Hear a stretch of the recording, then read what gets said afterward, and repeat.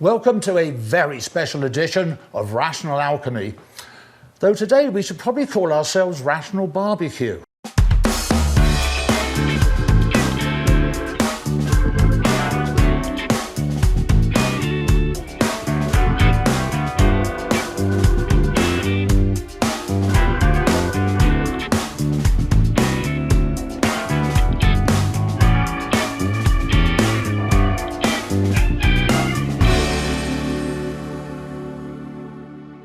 Louisiana Glynn, welcome back to the studio. Thank you for having me. So why don't you tell us a little bit about what we're going to be doing today?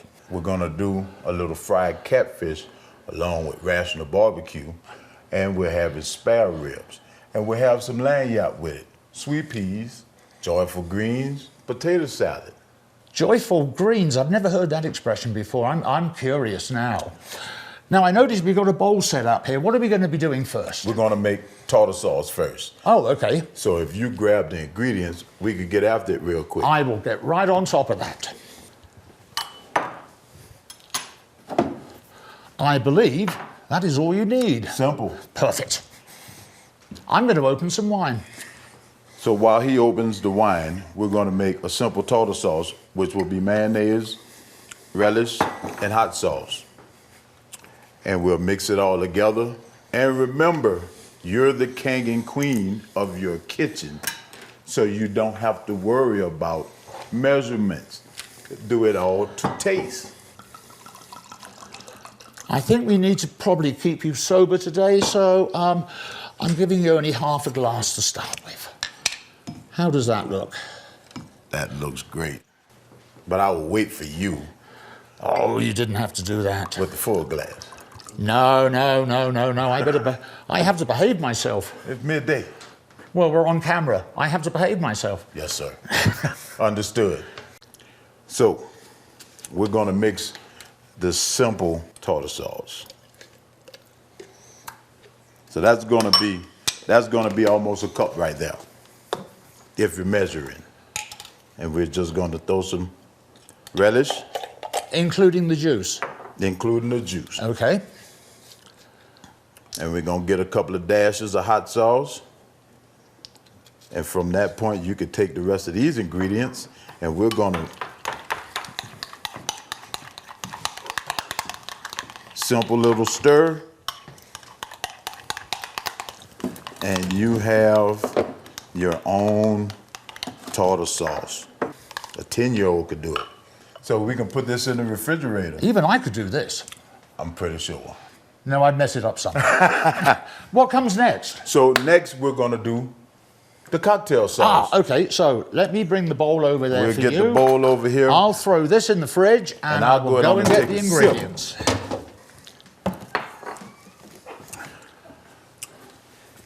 I believe this is what you need. Perfect. So for the simple cocktail sauce, same about a cup. We don't have too many people. A little Cajun seasoning. This is Louisiana Glynn's house seasoning that goes on my tay-tays, crawfish queso tay-tays for Southern Fried Saturday. A little onion powder, and we have some horseradish sauce. It's a little lighter than the horseradish. Is it best to use sort of horseradish sauce or a very hot horseradish sauce? I found the sauce is the same, but the texture with the ketchup makes it a little lighter. Okay, that makes sense. And then we'll throw the W sauce. I'm not going to try to say Worcestershire sauce. Worcestershire. And now we're going to whip this up, stir it up real good. Get the clumps from the sauce, from the horseradish sauce out. Do you find mixing with a spoon works okay? I always use a fork. You're the king and queen of your own kitchen, so you can use whatever you fancy. want. Yeah. Whatever you feel like using. If it works, use it, right? If it works, use it. How long have you been a chef?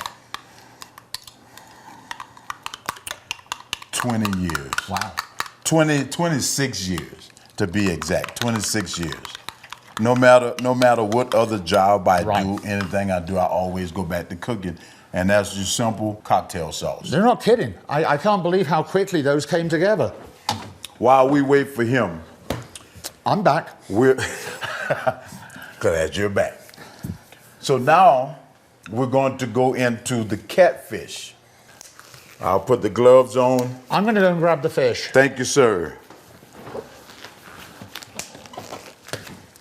And I'm going to take a sip. I had never had catfish until coming to America. And I consider this to be one of the best fishes, tastiest fishes around. I really do.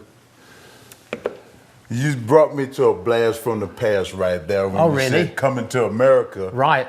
I thought you was talking about Eddie Murphy. No. Coming to America. Yeah. Yeah. You caught me off guard. Oh, I'm sorry. So what we're gonna do here? I need the seasoning, the house seasoning, and the mustard. Okay. And what I'm gonna do, I'm gonna cut some in strips, and I'll keep some whole. And can we get a little hot sauce with that? Little hot sauce. There we go. So normally, when I do fried catfish, when I start heating the grease up, the neighbors start peeking when the smell start leaking. Just as it should. Yes, sir. Now, I notice you're using a much smaller fillet than normal. Do you prefer working with the smaller ones or the larger ones? So when we do our Southern Fried Saturdays, I'm able to get the smaller fish, and I'm able to give everybody 2 pieces of catfish. Ah. And they have a choice of the entree. Understand. Good And idea. then the small pieces we can do as appetizers. So it serves both purposes. It serves both entree purposes. and appetizer. That's a good way of doing it. Now we're going to I'll put the whole pieces in first, and then we're going to put a little hot sauce.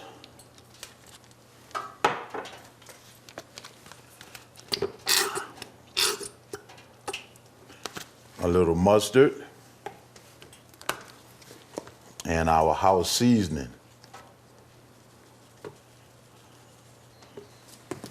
So, at this point, if you're not seasoned, you ain't sneezing. Have you ever had cayenne pepper go straight up your nose? Yes. Oh, that's a trip and a half. And I have rubbed my eyes, which made for a bad day. A very bad day. So now we have a paper bag. Ah, okay. We're gonna grab the paper bag, and I'm gonna clean my mess. So There good we go. chef, clean as he goes. Absolutely. And we're just gonna keep these ingredients right here. So, back in the day, when I was growing up, my grandmother didn't have all the new apparatuses you would use to season your catfish. Could you hold this bag Yes, for me, sir? certainly. We're gonna double bag it. Because no one likes eating off the floor. That's right. And now we're gonna use the Zatarain's fish fry. So now we're gonna dump the contents into another bag. Thank you, sir. We're gonna put the catfish in the bag. I always have trouble, getting even coatings on food. And, I've never thought of actually using a larger paper bag. And all we do is Yep. shake, rattle, and roll.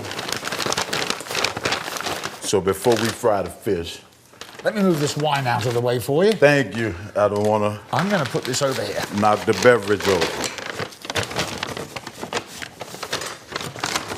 So if you would hold this bag right here. Yep. That way I can make less mess.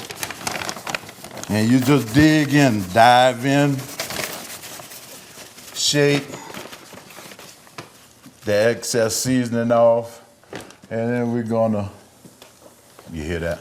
Oh, absolutely. Talking to you. What temperature did you preheat to? 350. 350.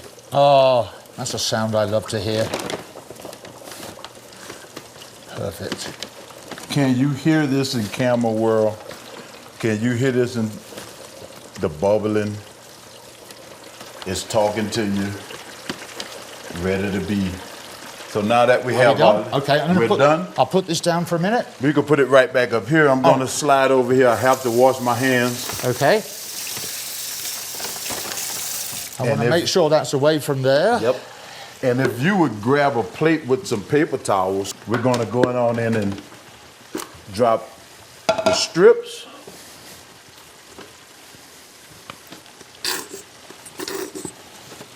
And we're done with that.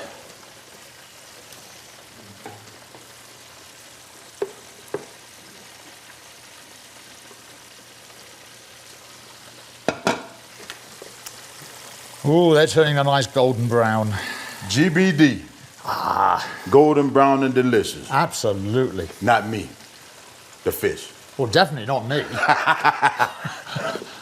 I've been called many things in my past. Delicious was never one of them. And we're going to fry that for about 5 minutes. And actually, they'll start floating. Oh, that's a good trick. They'll start floating. Oh, let me hold this for you. I'll put my hand underneath. Yes, sir. And we're done with that, so we can set it back.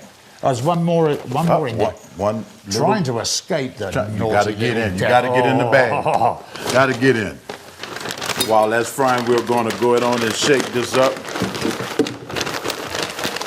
Now, I remember the first interview.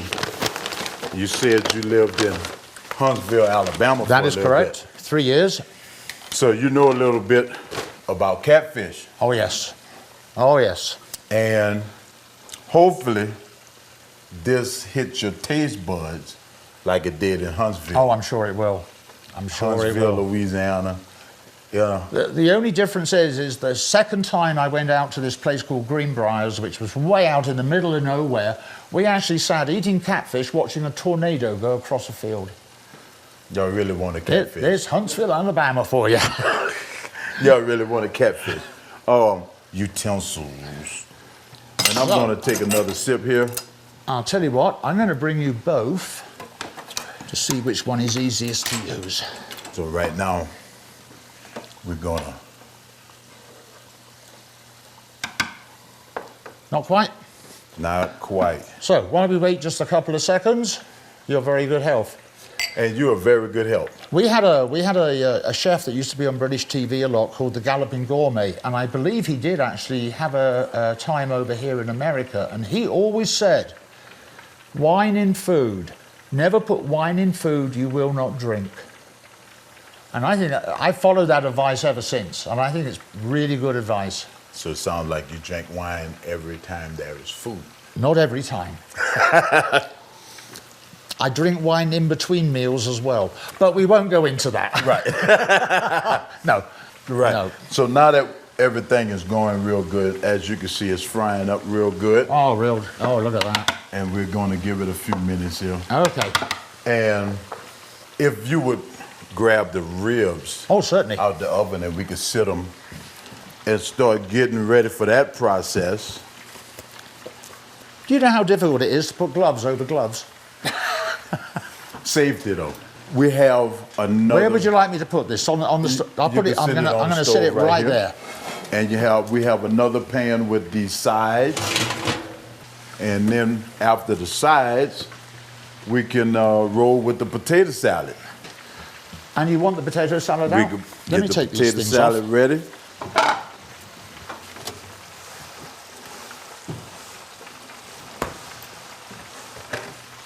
And as we're going, we're just waiting till it float. I like mine kind of crispy. Oh, absolutely. You know, you never want to get a soft piece of fried catfish. Right. And the nice thing about doing a deep frying like this is because of the way that you've coated it, it seals all the moisture in. All the moisture in. You get no leakage, so they're just absolutely perfect. When you bite in, it's a crispy bite. Right. Nice and flaky. Yep. And I think you're going to love it.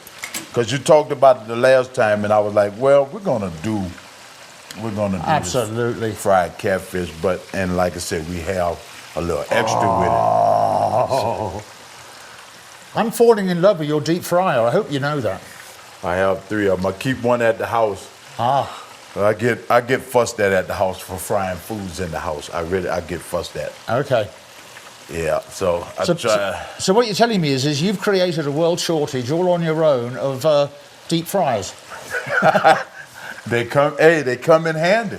Oh, absolutely. They come in handy because if you just say, for instance, you have 5 or 6 people at home, you invite 5 or 6 people, you can do everything very quickly. Very quick. Put something together.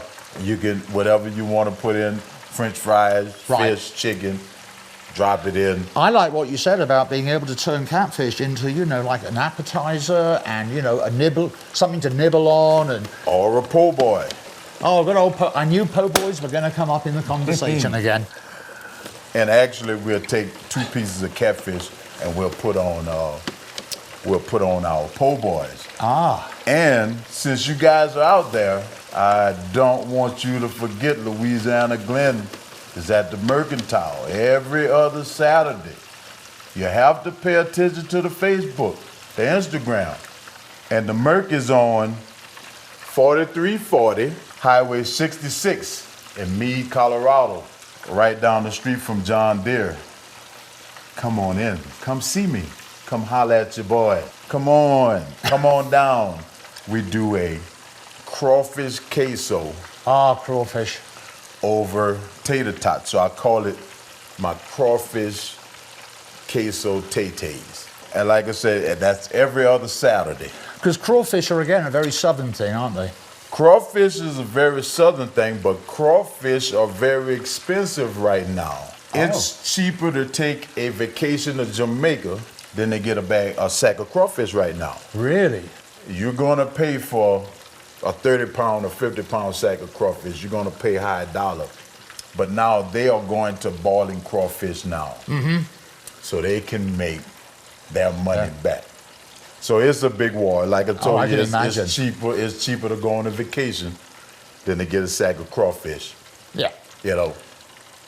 And but don't forget about the shrimp. Oh no. We still have shrimp. We still have crabs. Right. I'm just thinking, jambalaya, crawfish is one of the main ingredients. Depending on where you go. Depending on where you go, Depending on how far you go down. Ah, okay. I did not realize how Highway deep. 90. Oh, really? Because when you get out of New Orleans, the food gets different. Everything gets different as you go. As you move what? Further east? Further west. Oh, further west. Okay. So you get from New Orleans and you get to Thibodeau.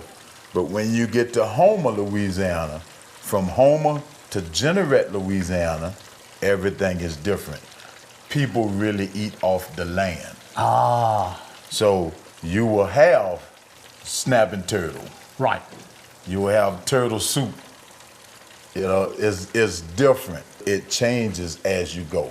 Right. Because in my neck of the woods, you can have somebody that does cracklings. Yep. Hog cracklings. They call them chicharrones up here. You have hog head cheese, boudin. And then you have your other set of people that they'll smoke coon, barbecue coon, rabbit. Okay. It's just different. It's just different as you go through different sections of the state. Exactly, because you have Creole, your French, and your Haitian, but then now as you get down the bayou, all the food changes. I should imagine French and Haitian probably has the most impact on the original recipes that they put together. Right. You know what? I've got a funny feeling our catfish is just about done, but I want the expert to have a look. I'm smelling it myself, and it is... Oh, look at that. Golden brown and delicious. And delicious. Yes, Lord. My mouth watering just looking at it. I'm about to mug you. I mug myself. So now that we got the whole pieces out, we're gonna drop the little catfish bites. Let me get a little bit closer. I may have an old pair of platform boots from the 60s. Do you want to borrow them? All I need is the afro from that point. Who's that guy with the platform shoes on frying catfish? There you go. Oh, look at that bubbling away. Oh, yeah. When the smells start leaking, the neighbors start peeking. Yep. So we're going to have we're in Catfish Haven right now. We're in Catfish Haven. You're not kidding. I wonder who came up with the idea of deep frying. I mean, Fred, I've got a good idea. Why don't we heat some oil up to about 450 degrees and throw fish in it and see what happens? Who came up with that? That's a good question. But I love them. Yep. Yeah, like I said, we're going to let those fry until golden brown and delicious. Okay. Guess what? We're going to make... Oh, we're going all fancy. Yeah, we're going to make them... we're going to make them dance a little bit. That's a little taster. That's a teaser.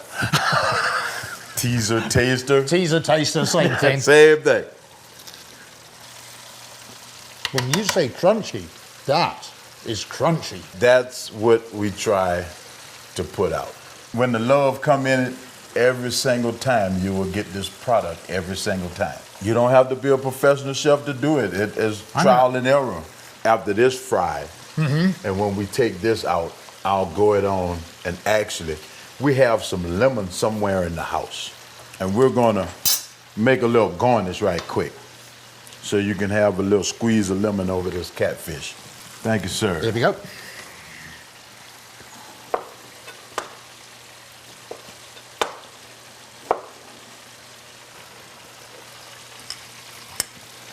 And we'll set the lemons.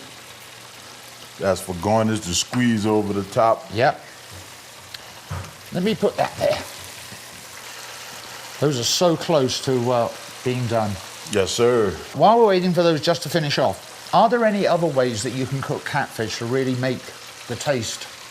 Yes, you can. So on these little fillets like this, you could take 2 of those and you can make crab stuffing. Ah. And stuff them, bake them, and have a stuffed catfish. Interesting. You can do a catfish coubillon. Okay. Which is a Creole dish, tomato base, with the Trinity, stewed tomatoes, and you'll fry some catfish, and you can take some of these and slice them up and sit them in your sauce as it's cooking and top it over rice. Very nice. Yep. I tell you what I've really got into recently, and that's couscous. I find that to be, I really enjoy it over rice, actually. What's your version of couscous? Oh, blimey, I don't know. My version of couscous comes in a box. No, I don't really have a version. So, couscous to me is when my grandmother used to make cornbread. Okay. And you crumble the cornbread up and put it in the bowl. Okay. And throw some sugar on it and some milk. That was our couscous. Okay. I think obviously it's different. So yeah, some people is couscous. Couscous, yeah. And you're down in our region, couscous. Okay. So it was simple, the leftover cornbread. Right. You put it in a bowl, some sugar and some milk, and that was it. That was a meal. Wow. That was a meal. And it was tasty? Very good. And that was a fend for yourself meal with my grandmother. Oh, okay. Okay. Because it was certain days she didn't cook. Right. So at that point, you had to fend for yourself. So if she had cornbread, that's what you used to do. Hey, I'm gonna get me a bowl of couscous, and I'm good to go. Quick, simple, and tasty. And tasty. That's all that matters. So now, oh, these are looking so almost. Oh yeah. Oh yeah. Do you want me to hold the plate here? I think it might be easier for you. We got it because we're gonna be finished with this in a minute. Oh, okay. And actually, we can turn this off and we're gonna be done with the fryer. Just unplug it? Yes, sir. So just think, you being in Huntsville, you know, down in that area, they call it noodling. When they go underwater. Oh, right, And yes. they get the bit, they go underwater, get the big catfish, stick the hand and come back out with it. So they do a lot of that down in that area. Look at these little devils. And where I'm from Franklin, Louisiana, we just used to be able to go across the street from my house behind my childhood church. And it was the Bayou Tash that runs along, and you can catch catfish. Excellent. Now, we're going to move this, aren't we? Yeah, we can move this out the way. I'm going to put it over here on the counter. I think it's important to make sure. Yeah, that's not too bad. I'm just going to put you down here. So now that we've... So we're now getting... We're getting to the nitty-gritty. We're going to rib it. We're getting to the good part right now. I believe you want the red cutting board. Yes, sir. Here we go. The ribs. The ribs. Though it's funny you should say that, because I think that may be, to me, the most important part. But that's another story. So, which one of these would you like me to bring over first? We're going to do that one. This one? Yep. If you can bring... It's still a little warm, so... If you can bring that garbage can. So, these ribs were cooked 5 hours. Okay. 5.5. Okay, now I'm going to stop you immediately. I've never seen them wrapped in paper before. That's a competition. That's a competition thing. So some people wrap with paper, butcher paper. Some people wrap with just foil. With just foil. I do both. Okay. Because it holds and it seals everything in. It holds the moisture and the seasoning. Parchment paper? Butcher paper. Oh, butcher paper. Okay. It's butcher paper. So I'm sure parchment will probably work. Yeah. Yes, it will.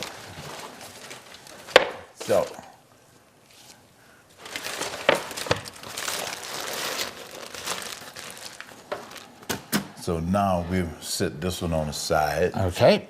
So what we're gonna do, and I have my own barbecue sauce, but since we're in Colorado, most people like the sauce on the side.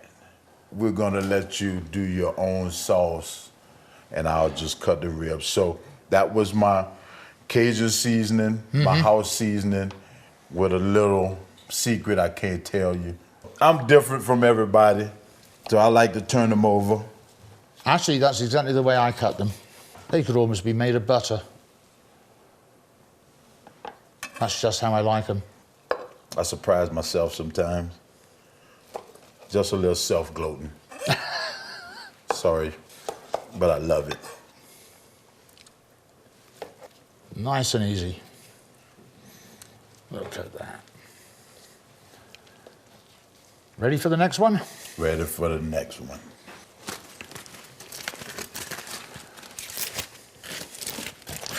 Well, I'm gonna get me a little teaser. Oh my God. Ready? Yes, Lord. Let's put that down here.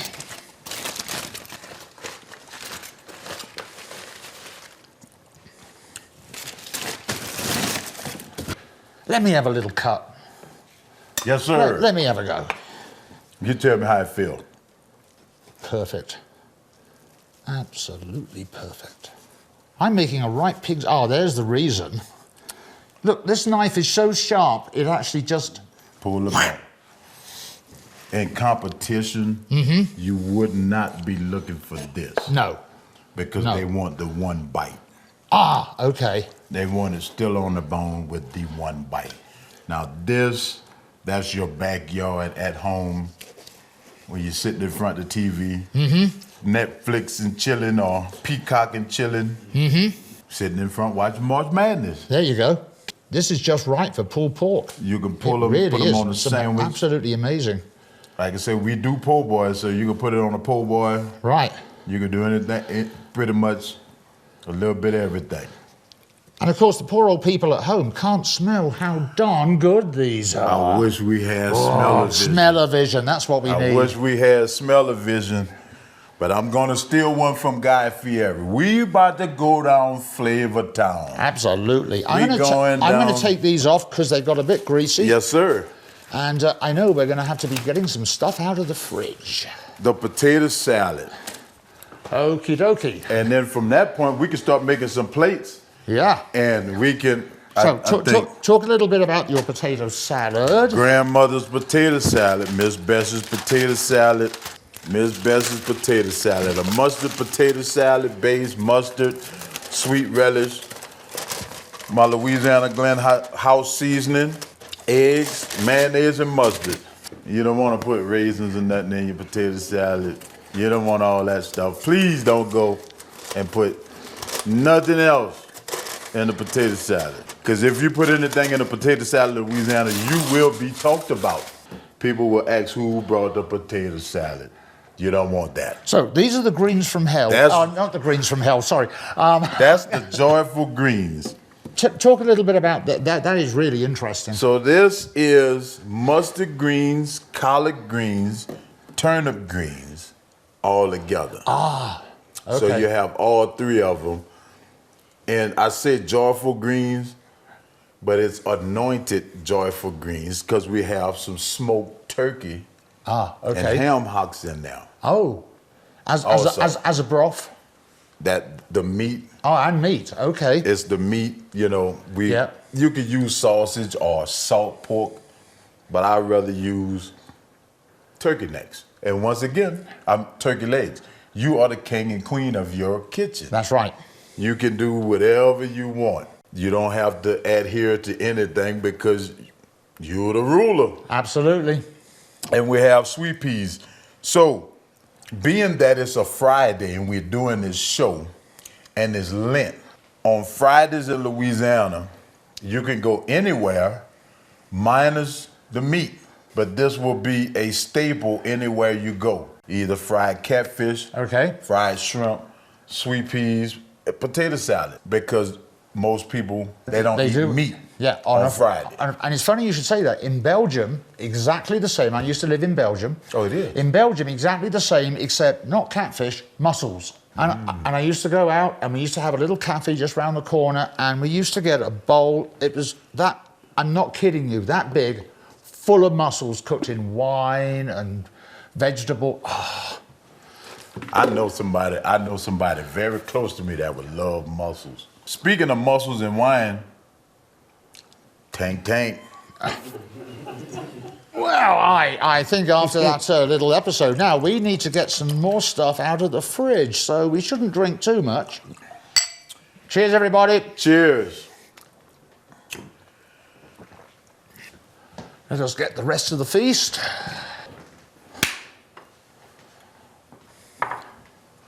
So we'll grab a couple of plates here and some utensils. Okay. So we need one for the peas one that scoop for the potato salad. Okay, let me just move this. Yep, we're going to sit this I'll put like that there. There we go.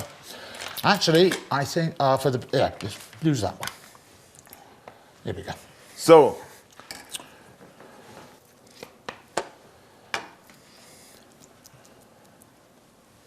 well, we happen to have some little bowls in the cabinet.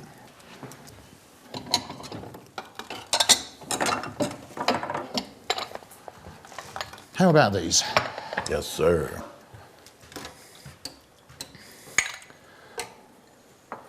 So we're gonna throw a lemon and parsley. Can we get some of the parsley flakes right there? A little bit of parsley. And we're gonna put a little parsley on the tippy top. Wait. It might be Friday, but some of y'all. Oh. Almost surf and turf. Almost. Almost. Let me.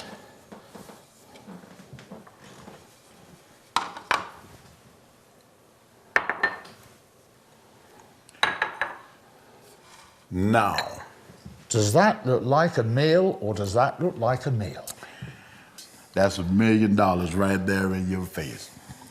So perfect. If you would like to do the honors I'm just gonna get a little nibble and, oh my God, it was so good. Look at that. I'm dying to try a little piece of this. I only want a little bit to start with. Here we go. Oh, yes, Lord. This is so good right now. And you could get these different meals. Southern Fried Saturday, every other Saturday at the Mercantile, Highway 66. If you're gonna pass through and go to Buc-ee's, you got to see me first. Absolutely. You got to see me first. I can't believe how much you've actually created here in such a short time. Glynn, thank you so much for coming in and showing us your expertise. Thank you for having me again. And I tell you what I found most enjoyable was it wasn't difficult. Not difficult at all. It wasn't difficult making these, it wasn't difficult doing that. It just all came together, it was quick, it was fast, and tasty. 30-minute meals. Absolutely. Once again, thank you, my friend. Thank you for having me. I hope we get to do this again sometime. I want to do it. I wish I could do it every week. That's excellent. And we keep it going. Everybody, thank you so much for joining us here at the Captain's Lounge Studios with Louisiana Glynn. This is the first time I've ever done a cooking show, and I loved it. I just loved it, the way it all came together. So, everybody, thanks very much for watching the show. Go and see Louisiana Glynn when he's out and about in the Colorado area, and we'll catch you next time. Goodbye from me.